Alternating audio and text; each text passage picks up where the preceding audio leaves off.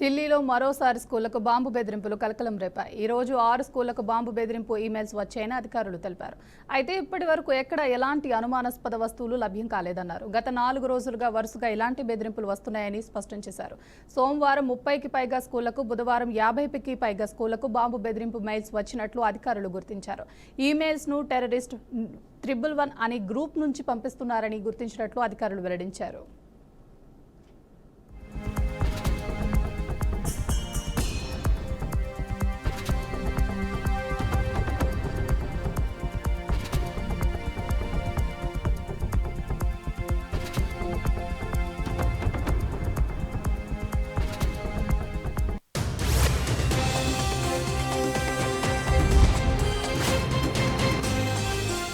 ఢిల్లీలో మరోసారి స్కూళ్లకు బాంబు బెదిరింపులు కలకలం రేపాయి. ఈ రోజు 6 స్కూళ్లకు బాంబు బెదిరింపు ఈమెయిల్స్ వచ్చాయని అధికారులు తెలిపారు.